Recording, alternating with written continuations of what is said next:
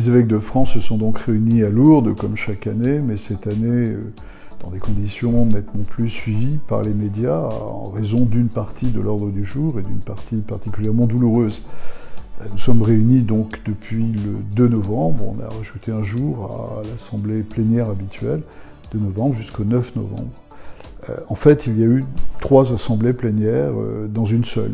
On pourrait dire qu'il y a eu l'assemblée plénière ordinaire, l'approbation des comptes, la réflexion sur les finances, les perspectives d'avenir, les nominations qu'il fallait faire, les décisions à prendre. Toujours, qui est l'assemblée plénière la plus classique qui soit. Il y avait une deuxième assemblée plénière dont les journaux ont hélas peu parlé, qui était la rencontre faite avec des gens en situation de pauvreté, de précarité, sous le thème « Clameur des pauvres, cri de la terre », où nous regardions avec eux comment aujourd'hui on peut changer notre vie pour empêcher le monde de tomber dans la déchéance écologique qui est la nôtre. Et ça a été 2 jours, en fait, extrêmement forts, où les évêques sont vraiment mis à l'écoute des pauvres, et nous les avons eus parmi nous et avec eux, nous avons surtout écouté. Et nous avons, je crois, appris beaucoup de choses dans ce temps-là, et beaucoup de choses ont été changées. Et puis, il y a la partie que la plupart d'entre vous ont suivie par la radio, la télévision, la presse, qui était l'accueil du rapport de la commission Sauvé sur les abus sexuels dans l'Église, et que nous avons reçu dans l'accablement, tant les témoignages qui nous étaient remis rejoignaient ceux que nous avions déjà entendus dans nos diocèses, mais et montraient la destruction totale de vie qui avait été faite par des gens qui avaient abusé de leur situation, leur ministère, leur responsabilité sur des jeunes et des enfants, et qui avaient semé la mort alors qu'on attendait qu'ils accompagnent la vie. Et nous avons donc essayé de répondre à cela en ayant comme guide d'abord, dans un premier temps, les 45 propositions de la commission Sauvé, que nous avons prises une par une, reclassées, revues, et puis en essayant d'aller dans le sens des décisions que nous avions déjà prises en mars dernier. Alors, en mars dernier, les évêques de France ont pris un certain nombre de décisions, ont même écrit une lettre au peuple de Dieu qui est en France. Les médias l'ont très peu fait connaître. Et donc aujourd'hui, je suis parfois étonné d'être interrogé par des journalistes sur des choses nouvelles qui datent au moins du mois de mars dernier et parfois d'avant. Alors, comment, on ne va pas faire le tour de chacune des décisions qui ont été prises, mais qu'est-ce qu'on peut dire? D'abord, fondamentalement, que nous avons reconnu nos torts. Les torts de l'Église tout entière, sa responsabilité, une responsabilité institutionnelle et systémique, en ce sens que notre organisation a fait que les coupables ont été protégés, qu'ils n'ont pas été punis, que dans un certain nombre de cas, les victimes n'ont pas été entendues, ou elles ont été entendues, mais il n'y a pas eu de suite, et que ces choses ne sont plus acceptables, et qu'on peut y le faire. Donc ça a amené d'abord un grand temps de repentance publique, et auquel se sont joints, et je les en remercie d'ailleurs, de nombreux laïcs qui étaient avec nous, je viendrai sur ces laïcs dans un instant, qui est en gros la 5e Assemblée Générale, qui étaient avec nous. Nous avons posé les prémices d'un monument qui sera désormais à Lourdes, et puis nous ne sommes pas simplement tenus à la prière, aux larmes, à la supplication, adressée vers Dieu, tout cela nous l'avons fait, mais nous avons aussi essayé de prendre des décisions. Alors à mon avis, la plus intéressante, c'est que nous avions déjà prévu une instance propre, indépendante de l'Église, pour accueillir les demandes des victimes et essayer de travailler à la réparation du mal qui leur a été fait, selon les moyens qui sont nécessaires. Alors cette instance désormais est constituée, elle a une responsable, Madame Derain de Vaucresson, qui est un haut magistrat, une haute fonctionnaire du ministère de la Justice, qui pendant longtemps a été adjointe au défenseur des droits pour les enfants, et donc qui est particulièrement apte à faire ce chemin. Elle a accepté la responsabilité, son équipe est en train de se mettre en place. Bien sûr, il faudra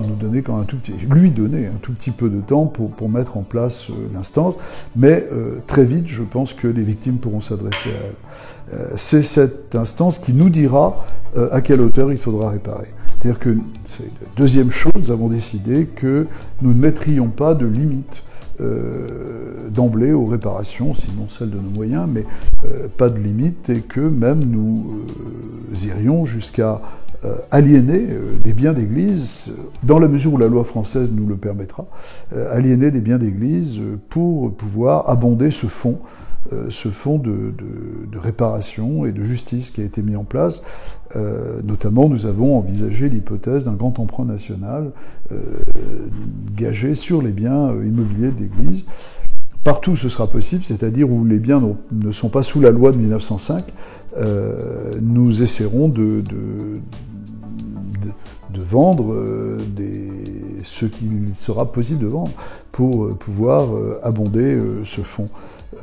Mon message, d'ailleurs, je l'adresse vraiment aux victimes, et je leur dis, il faut faire confiance. Désormais, vous avez en face de vous des gens qui vous comprennent, il y aura des victimes qui seront là, il y en a déjà, d'ailleurs, c'est avec des victimes que nous avons travaillé toutes ces choses-là, tout le long, nous les avons entendues, nous les avons reçues, elles n'ont vraiment pas fait, on ne peut pas dire qu'elles se soient tues, elles ont été extrêmement exigeantes, et tant mieux d'ailleurs, puisque ça nous a obligés à nous-mêmes à faire des choix exigeants. Enfin, toujours dans ce domaine, nous avons mis en place des groupes de travail qui seront tous dirigés par des laïcs autour des grandes questions, avec à la fois un regard vers le passé, comment apurer ces choses-là, et puis surtout un regard vers le présent et l'avenir, c'est-à-dire comment rendre la maison plus sûre et véritablement permettre à chacun d'être en sécurité dans l'Église, ce qui devrait être normal et ce qui ne s'est pas produit. Et donc, nous avons mis ces groupes de travail, et ça c'est un peu cette 5e assemblée dont je parlais tout à l'heure, celle qui s'est vécue avec les laïcs, notamment ceux du groupe Promesse d'Église. Le groupe Promesse d'Église rassemble un grand nombre de mouvements et même de services de l'Église de France qui vont de l'Emmanuel à l'Action catholique, en passant par le Secours catholique, le CCFD. Enfin, il y a vraiment un immense panel de laïcs qui se retrouvent là. Et avec eux, nous avons aussi commencé à mettre en place une plus grande solidarité dans l'Église et une plus grande synodalité. Solidarité dans la gouvernance, synodalité dans la prise des décisions. Donc, par exemple, nous avons décidé que désormais, dans tous les lieux d'Église, y compris les lieux de décision au niveau national, même dans les commissions d'évêques étaient des commissions avec des évêques. Désormais, dans ces commissions, il y aura aussi des laïcs, hommes et femmes, éventuellement des diacres ou des prêtres aussi, si c'est nécessaire. Alors les conseils, c'était déjà le cas, mais on a décidé d'accroître la présence des laïcs dans les conseils et de vraiment faire cette démarche. Alors sur certains points, nous sommes un peu dans un chemin connu ici dans l'Aude, puisque depuis 35 ans, il y a une vieille habitude de démarche synodale, et que nous sommes nous-mêmes des gens engagés dans une démarche qui démarre fort et bien, puisque, vous l'avez vu, l'équipe qui doit animer cette démarche a déjà même fait appel aux gens que l'Église ne réunit pas et ne rencontre pas nécessairement, et j'invite là aussi à faire confiance à cet appel et à répondre. Qu'il y a une forte détermination à entendre tout le monde sur